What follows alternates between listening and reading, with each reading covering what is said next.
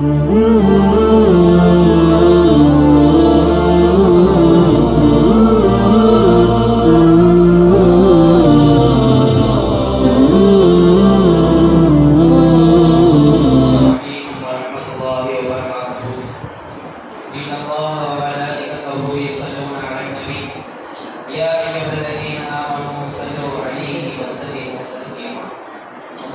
صل وسلم على رسولك سيدنا ونبينا مولانا محمد وعلى ال سيدنا محمد وبارك وسلم عليه. نحمده ونصلي على رسوله الكريم اما بعد. فقد قال الله تعالى في القران العظيم والفرقان المجيد بعد اعوذ بالله من الشيطان الرجيم بفضل بسم الله الرحمن الرحيم. ومن يهاجر في سبيل الله يجد في الارض مراغما كثيرا وسعا. صدق الله العلي العظيم. قال نبينا صلى الله عليه وسلم: الهجرة تهديم من كان قبله أو كما قال عليه الصلاة والسلام. الحمد لله. புகழ்ச்சியும் ஏகீயமாகிய வல்லரஹ்மான் அவனுக்கு எல்லா புகழும் உரித்தாகட்டுமாக.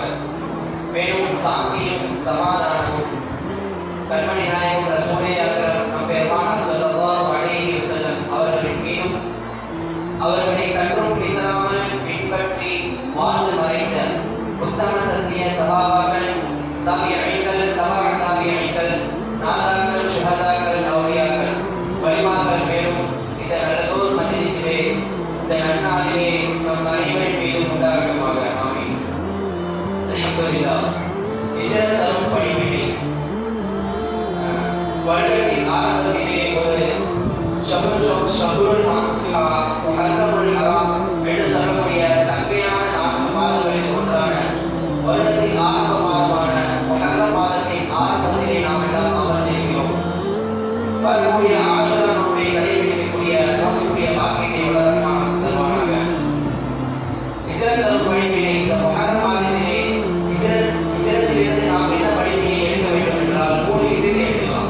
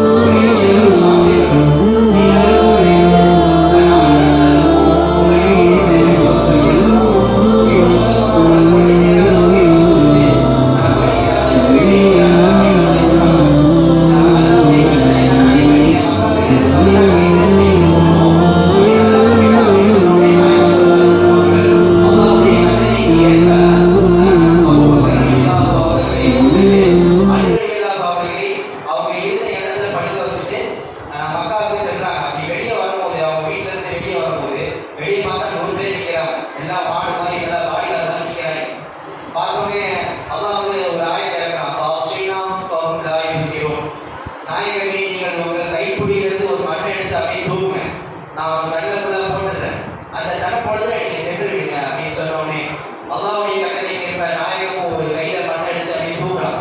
தூக்குனோடனே அவங்க கண்டையில 100 பேர் கண்டையும் அந்த மண்ணை ஒரே நேரத்தில் பட்டவனே சல்லல்லாஹு உடனே சென்று விடுகிறார்கள். அந்த வீட்டிலிருந்து வெளியே கால் எடுத்து வைத்ததிலிருந்து அவர்கள் சென்ற இடம், சென்ற பாதை, மாற்று பாதை, அவர்கள் தங்கின இடம், சவுறு கொகை, அவங்க அமர்ந்த இடம், இந்த இடத்தையெல்லாம் தாண்டி அல்லாஹ்வுடைய பாதுகாப்புல முதல்ல ஹிஜ்ரத் சென்று மதீனாவை சென்று அடையலாம். இதுதான் முதல்ல ஹிஜ்ரத், முதல் நடந்த ஹிஜ்ரத் இதுதான். சும்மா நடக்கல. சவுறு குகையில் நடந்த நமக்கு சவுறு குகையில் நடந்த தீங்கெல்லாம் நமக்கு தெரியும். அதை பற்றி பேசினா இன்னும் கொஞ்சம் பெருசாக போவோம். ஹிஜ்ரத் கூட சொல்றேன். முதல் நடந்த ஹிஜ்ரத் மக்காவிலிருந்து மதீனாவுக்கு ஸல்லல்லாஹு அலைஹி வஸல்லம் அவர்கள் சென்றாங்க. அபூபக்கர் ரலியல்லாஹு அன்ஹு கூட்டிட்டு போய் அப்படி அங்கே போய் சென்றவனே மதீனாவில் ஸல்லல்லாஹு அலைஹி வஸல்லம் அவர்கள் நல்லா வரவேற்றாங்க அங்கே உள்ள மக்கள் பக்கத்தில். ஆனால் அந்த மக்கள்கிட்ட ஒரு சின்ன கெட்ட விஷயம் இருந்துச்சு. எப்படின்னா வட்டி வாங்குறதுல அதிகமாக மூழ்கி போயிருந்தாங்க. கடன் வாங்குறதுலையும் கடன் கொடுப்பதுலையும் அதிகமாக மூழ்கி போய் கஷ்டப்பட்டு இருந்தாங்க. ஆனால் மக்காவில வந்து 2 குரூப்பாக இருப்பாங்க, அன்சாரி சஹாபாக்கள், முஹாஜிரி சஹாபாக்கள் அப்படின்னு. அப்படி இருக்கும்போது அன்சாரி சஹாபாக்கள் என்னோட திறமை என்னன்னா உற்பத்தி செய்வாங்க, விவசாயம் அதிகமாக பண்ணுவாங்க, அதை வந்து விற்பனை செய்ய தெரியாது. விவசாயம் பண்ணி உருவாக்காம அதை வந்து விற்க தெரியாது. ஆனால் முஹாஜிரி சஹாபாக்கள் வந்து அதை உற்பத்தி செய்ய தெரியாது, ஆனால் விற்பனை செய்வாங்க. ஸல்லல்லாஹு அலைஹி வஸல்லம் வந்து அல்லாஹ்வுடைய கட்டளைக்கு ஏற்ப திட்டமிடுறாங்க. இந்த இடத்துல தான் நீங்கள் புரிஞ்சுக்கணும், திட்டமிடுதலின் பலன் எவ்வளோ பெருசு. உடனே திட்டமிட்டு இவங்க 2 பேரையும் சகோதரத்துவமாக ஆக்கி ஸல்லல்லாஹு அலைஹி வஸல்லம் அவங்க மதீனாவுக்கு சென்று 2 வருடத்திலேயே மிகப்பெரிய வல்லரசு நாடாக மதீனா மாறியது என்று நம்ம இப்பெல்லாம் பார்க்கிறோம். மதீனா மக்கா என்று சொன்னாலே பெரிய பணக்கார நாடு அப்படின்னு தான் பார்த்துருப்போம். ஸல்லல்லாஹு அலைஹி வஸல்லம் அவங்க அந்த சகோதரத்துவத்தை திட்டமிட்டு தீட்டி கொடுத்தனால தான் இப்போ மதீனா மக்கா அப்படின்னு நம்ம பேசிட்டு இருக்கோம். ஆக இந்த திட்டமிடுதலை பற்றி நாம் புரிந்து கொள்ள வேண்டும். நம்முடைய வாழ்க்கையில திட்டமிட்டு தான் எல்லாரும் நடக்கிறோம் அப்படின்னு நம்ம யோசிச்சு பார்க்கணும். காலையில் எழுந்திருக்கிறோம், காலையில் போகிறோம், 10 மணிக்கு போயிட்டு 10 மணிக்கு வரும் ஆண்கள். காலையில் வீட்டில் அந்த வீடு வேலையை செஞ்சுட்டு பிள்ளைங்க போயிட்டு சாப்பாடு செஞ்சுட்டு இதுதான் போயிட்டு இப்படியே போயிட்டு நாளைக்கு என்ன பண்ணணும், என்ன சேர்த்து வைக்கணும், கணவன் மக்கள் தன்னுடைய மனைவி மக்களுக்கு என்ன எது கொடுத்தா நல்லது, எது கொடுக்கக்கூடாது, தன்னுடைய பிள்ளைகளுக்கு நாளை வாழ்க்கைக்கு என்ன நம்ம பண்ணணும், உலக கல்விக்கு சேர்த்தா அவன் நல்லா வருவானா, இல்லை மார்க்க கல்விக்கு சேர்த்தா நல்லா வருவானா அப்படின்றது நம்ம திட்டமிடுறது கிடையாது. அப்படி திட்டமிடுதலின்படி நம்முடைய வாழ்க்கையை நம்ம அமைத்துக்கிட்டா அது நம்ம சொல்ல முடியாது, எப்படி மாறுறது தெரியாது. நம்முடைய வாழ்க்கை இப்படி இருக்கும், கீழே இருக்கும், திடீர்னு தூக்கி மேலே சொல்லுவாங்களா, அது சொல்லவே முடியாது. அதனுடைய பலன் அப்படி இருக்கு. இன்ஷால்லா அவங்களுடைய வீட்டில் உட்காந்து மசூரா செஞ்சு இதெல்லாம் பேசுங்க. நம்முடைய வாழ்க்கையை பற்றி, வெளியுடைய வாழ்க்கையை பற்றி, அவனுடைய உலக கல்விக்கு போனால் எப்படி ஆகுமா, பின்காலத்தில் எப்படி ஆகுமா, காசு பணத்துக்காண்டி அவன் உலக கல்வியை அமுச்சு விட்டானா பின்னாடி வறுமை நாள்னு ஒன்று இருக்கு, அதை ஞாபகப்படுத்து. ஏன்னா நம்ம காசு காண்டி அமுச்சு விட்டுருந்தோம், நமக்காண்டி அவன் படிக்கலாம், அதுக்கப்புறம் காசு சம்பாதிக்கலாம். ஒரு கட்டத்துக்கு மேலே அவன் நன்மை செய்ய முடியல, காசு போய் அந்த நன்மைன்ற எண்ணமே அவனுக்கு வரமாட்டேங்குது. தொழுவருக்கு அப்படின்னா அதான் சும்மா தொழுவருக்கு அதை பார்த்துக்குவோம் அப்படின்னு போயிடலாம் வாரத்தில் ஒரு நாள். அதுவும் இல்லை, சில பேர்லாம் பெண்ணா தொழுவது தான் சொல்லுவாங்க. அதுவும் எப்படி ஃபஸ்ட்டு அந்த 6 தக்பீரை விட்டுட்டு 2வது ரக்காயத்தில் உள்ள அந்த 6 தக்பீர் தான் வருவாங்க. இதெல்லாம் எப்படி சேர்க்கிறதுனே தெரியல. இன்ஷால்லா மசூரா பண்ணி உங்களுடைய குடும்பத்தை திட்டமிடுங்க எப்படி வாழ்க்கையை அமைச்சுக்கணுன்றது. 2வதாக பார்த்தோம்னா தவக்குல். அல்லாஹ்வின் மீது நாம் தவக்குல் வைக்க வேண்டும். ஹிஜ்ரத் செய்து முடித்த உடனே முதல்ல ஸல்லல்லாஹு அலைஹி வஸல்லம் அவர்கள் செஞ்சு முடிச்ச உடனே மக்காவிலிருந்து ஸல்லல்லாஹு அலைஹி வஸல்லம் போயிட்டாங்க மதீனாக்கு. மக்காவிலிருந்து அடுத்த கூட்டம் கிளம்புறாங்க. முதல்ல கிளம்பியது உம்மு சலமா, அபு சலமா என்று சொல்லக்கூடிய 5 தம்பதிகள். அவங்களுக்கு ஒரு பிள்ளை இருக்கு, சல்மா ரலியல்லாஹு அன்ஹு அப்படின்னு. அப்படி செல்லும் போது அபு சலமா அப்படின்னு ஒரு கூட்டத்தார்கள் இருக்காங்க. அப்படி அபு சலமா என்று சொல்லக்கூடிய அந்த தந்தை மட்டும் ஹிஜ்ரத் செஞ்சு போயிட்டார் மதீனாக்கு. மனைவியும் பிள்ளையும் வந்துருவாங்கன்னு சொல்லிட்டு போயிட்டார் அவரு. ஆனால் இவங்க வரும்போது அந்த கூட்டத்தாரர் வந்து பிடிச்சு வச்சாங்க, காப்பீர்கள் அந்த கூட்டத்தாரர். அப்படி அந்த சின்ன பொண்ணை பிடிச்ச சொல்லி தாய் வந்து போக மனசு வராதுல்ல, என்னதான் வந்து புதுசாக போயிட்டாலும் தன்னுடைய பிள்ளையை போட்டு போக முடியாதுல்ல. அதனால இவங்க என்ன பண்ணிட்டாங்க, அங்கேயே இருந்துட்டாங்க, ஹிஜ்ரத் செய்யாம மக்காவிலே இருந்துட்டாங்க. அவரு தந்தை வந்து போயிட்டாங்க, போய் அங்கே ஹிஜ்ரத் செஞ்சு நன்மையை அனுபவிச்சாரு. இவங்க அழுது அந்த காப்பீர்களே ஒரு கட்டத்துக்கு மேலே இறக்கப்படுற அளவுக்கு கொண்டாங்க. இந்த அம்மா என்ன இப்படி அழுதுகிட்டே இருக்கு, இந்த அவன் பிள்ளையை கூட்டிட்டு எங்கே போகணுமோ போய்க்கும் அப்படின்னு சொல்லி அவன் பிள்ளையை கையில் கொடுத்தோடனே இந்த அம்மா எங்கேயும் போகல. கணவர் மேலே உள்ள கோபத்தில் எங்கேயும் போய் நம்ம வேற திருமணம் முடிச்சுட்டு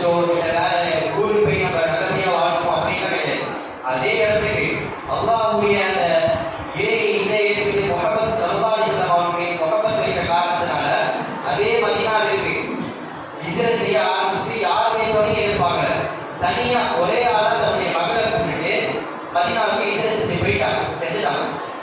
ஏன் இதை சொல்ல வரனா, அவங்க வச்ச தவக்குள் அல்லாஹ் என்ன பாதுகாப்பான் அப்படின்ற தவக்குள்ள யாருடைய துணியை எனக்கு தேவையில்லை, அல்லாஹ்வுடைய பாதையில போறதுக்கு எதுக்கு யாருடைய துணையும் அப்படின்ற இதை அவங்க விசாரிச்சுட்டு போயிட்டாங்க. இதுல இருந்து நம்ம தெரிஞ்சுக்கிறது அல்லாஹ் மீது தவக்குள் வைக்கணும். எவ்வளவு பெரிய கஷ்டமா இருந்தாலும் சரி அல்லாஹ் மீது தவக்குள் வச்சு முடிஞ்சிடும், இன்ஷா அல்லாஹ் முடிஞ்சிடும், எல்லாம் வந்து நிறைவேற்றி தந்துடுவோம். ரொம்ப நாள் போயிட்டு இருக்கிற மாதிரி இருக்கும். சில விஷயம்லாம் இப்போ வீடு கட்டணும்னு ஆசைப்படுவோம், பிள்ளைக்கு ஃபீஸ் கட்டணும்னு ஆசைப்படுவோம், இந்த வருஷமாச்சு ஸ்டார்டிங்லேயே ஃபீஸ் கட்டணும், யூனிஃபார்மோட அமுச்சு விடணும் அப்படின்னு நிறைய பேர் ஆசைப்படுவோம். ஆனால் அதெல்லாம் நடக்கிறதே கிடையாது, ஒரு நாள் கூட நடந்தது கிடையாது. அப்படின்னு நினச்சி நம்ம விட்டுறோம். அந்த அல்லாஹ் மீது உள்ள அந்த கொள்கையே விட்டுறோம். இது நடக்க போகிறது இல்லை, கடன் வாங்கி அப்படின்னு அப்படியே கூட போயிடும், கடன் வாங்கி ஏன் பண்ணிக்கலாம் அப்படின்னு. ஆனால் அதை விட்டுறக்கூடாது. அதுக்கு தான் தவக்குள் வச்சு அல்லாஹ் எப்படியாச்சும் எனக்கு இந்த வருஷமாச்சும் வாங்கி கொடுத்துருவோம் அப்படின்னு நீங்கள் மனசு உருகி கேட்டு நல்லா கேட்டு பாருங்க, கண்டிப்பாக அடுத்த வருஷமே அது நடக்கும். இதுதான் இந்த இதற்கு மூலியமாக நமக்கு இரண்டாவதாக கிடைக்கக்கூடிய தவக்குள். மூணாவது சபுருன் நிஸ்பு, பொறுமை. இஜரை செய்து முடிந்ததுக்கு அப்புறம் முஸ்ஹாப் இப்னு உமைர் ரலியல்லாஹு அன்ஹு அவர்கள் வந்து எப்படின்னா அவங்க சின்ன வயசுலேயே நல்லா வசதியாக வாழ்ந்தவங்க, மிகப்பெரிய பணக்காரரு.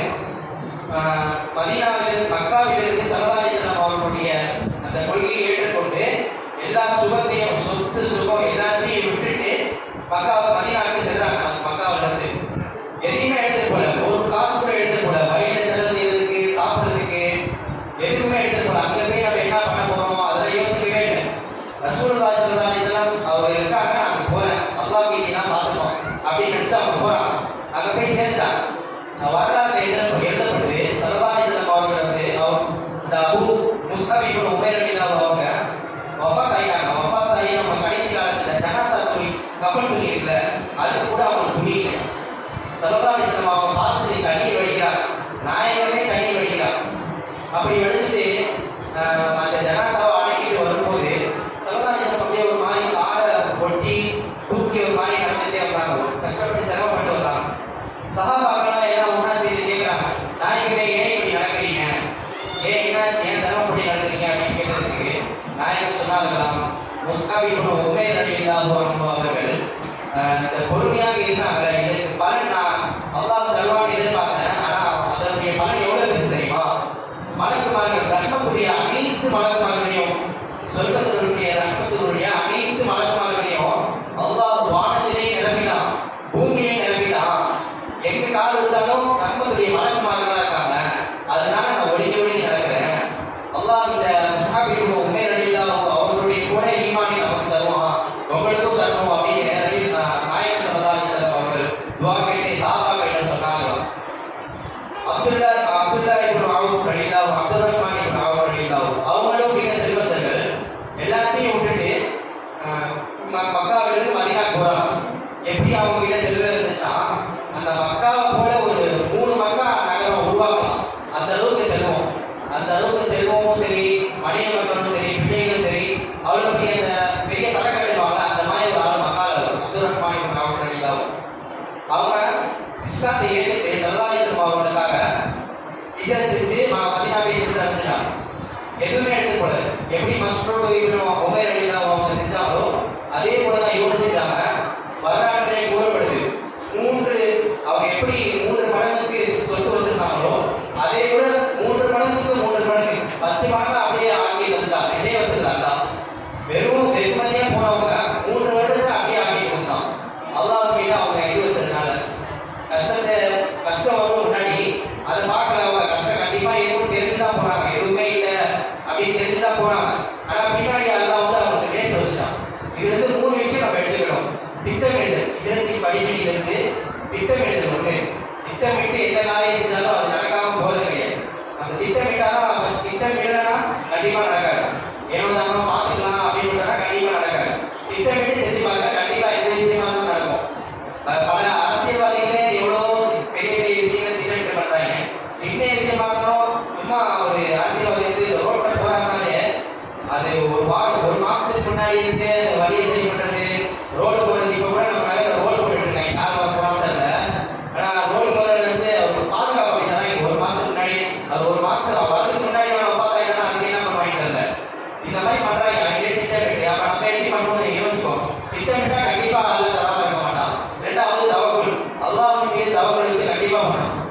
அல்லாஹ் தரமாட்டான் அப்படின்னு நம்ம நினைச்சதே கூடாது.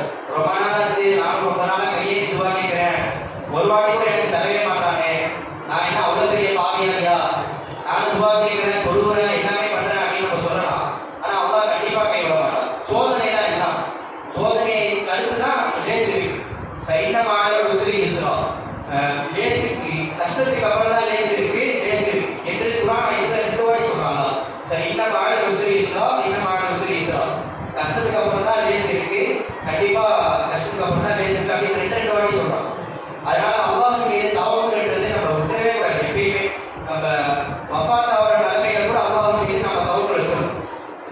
மூணாவது சபுருல் இஸ்மல் ஈமான், பொறுமையாக இருக்கணும். எந்த ஒரு விஷயமா இருந்தாலும் நம்ம பொறுமையா இருக்கணும். ஆக இந்த மூன்று விஷயத்திலும் சரி, இஸ்ரத்தின் படிமையிலிருந்து நம்ம இந்த மூணு விஷயத்தை எடுத்துக்கணும். எடுத்துட்டு நம்முடைய பிள்ளைகளுடைய வாழ்க்கையை நாம் எப்படி மாற்ற வேண்டும் என்று நம்ம தான் முடிவு எடுக்கணும். நம்மளுடைய பிள்ளைய மதரசாக்கு அனுப்பிச்சு விடுறோம், எவ்வளவு லேட்டா போனாலும் பிரச்சனை இல்லை, ஆனா கரெக்டா டைமிங்க்கு வீட்டுக்கு மட்டும் வந்துடும். 5 மணி 4 மணி மாசம் 4 மணிக்குள்ள வர சொல்லியிருக்காங்க. 5 மணி 6 மணி ஏதாச்சும் ஒரு காரணத்தில் அனுப்பிச்சு விட்டுருக்கு. அனுப்பிச்சு விட்டுட்டு பின்னாடி ஆனால் கரெக்டா டைமிங் 8:30 மணிக்கு மட்டும் அனுப்பிச்சு விடுறோம் அப்படின்றாங்க. அந்த பிள்ளை அந்த டைமுக்குள்ள என்ன பாடம் போகுதுன்னு யாராச்சும் கேட்டுருக்கீங்களா? வீட்டுக்கு வந்து இன்னைக்கு என்ன பாடம் பார்க்குறத, எவ்வளவுதான் முடிச்சிருக்க, விசுவோத பிள்ளையா இருந்தா எவ்வளவுதான் நீ மனப்பாடம் பண்ணியிருக்க என்று யாராச்சும் கேட்டுருக்கீங்களா? அதெல்லாம் கேட்டது கிடையாது. அதை கேட்டு பாருங்க, அப்பதான் தெரியும். ஸ்கூல் பாடம் மட்டும் நம்ம கேட்கிறோமே, எவ்வளவு படிக்கலாம், ஹிஸ்டரி கேட்கிறோம்ல, என் பையன் எப்படி படிக்கிறான், ஃபர்ஸ்ட் ரேங்க் வரானா, மார்க் எவ்வளவு எடுக்கிறான்னு. அதே மாதிரி நம்ம உங்களுடைய பிள்ளைகிட்ட மதரசா பாடம்னு கேட்கணும். அப்பதான் அவன் பயப்படுவோம். நான் மதரசாக்கு வந்துட்டு போதே சும்மா டைம் பாஸ் பண்ணா இப்போ ஆயிடுச்சு, சும்மா போனப்பா பழைய பாடம் கொடுத்து புது பாடம் கொடுத்துட்டு போயிருந்தான்ற மாதிரி தான் இருக்காங்க. ஆனா ஸ்கூல் அப்படி கிடையாது, நம்ம செக் பண்றாங்க. நம்ம பாட விஷயத்துல அப்படி பண்றோம்னா நீங்க தான் கொஞ்சம் இதுவா இருக்கும். சல்லா திட்டமிட்டோம், அல்லாஹ் மீது தவக்குல் வச்சோம், சபூர் இஸ்பால் என்று சொல்லக்கூடிய பொறுமையாக இருந்தோம். நம்முடைய வாழ்க்கையும் நம்முடைய பிள்ளைகளுடைய வாழ்க்கையும் அல்லாஹ் மாற்றி அருள் புரிவானாக. மேலும் நம்முடைய ஆப்பிள் ஆலிம் என்று ஆப்பிள் ஆலிம் ஆயிட்டாங்க அந்த மனிதர்கள் பிள்ளைகள். அவங்க வந்து இப்ராஹிம் அலைஹிஸ்ஸலாம் மலக்குமாரினுடைய தலைவர், அவருடைய ரெக்கையில ஒரு ரெக்கையை வச்சாலே உலகம் ஃபுல்லா மறைஞ்சிடும், பூமியே மறைஞ்சிடும். அவங்க ஒரு ரெக்கையில 6 ரெக்கை இருக்கு. அதுல ஒரு ரெக்கையில ஆப்பிளையும் ஆலியங்களையும் இப்ராஹிம் அலைஹிஸ்ஸலாம் சொல்றாங்க, வறுமை நாளையும் சரி பேசு. அதனால அவங்களுக்கு மட்டும் அது நிம்மதி கிடையாது. அவங்களுடைய தாய் தந்தையும் சூரியன் ஒளியை விட பிரகாசமான வீடத்தை நாம் அணிவிக்கிறோம், வறுமை நாளிலே அவர்களுடைய தாயையும் தந்தையும் என்று அல்லாஹ் சொல்றாங்க. அதை கேட்க நம்முடைய பிள்ளைகளும் சரி நாமும் சரி தீனுடைய மார்க்கத்திலே அதற்கு ஏற்ற மாதிரி வாழக்கூடிய தோல்வியை வல்லரமான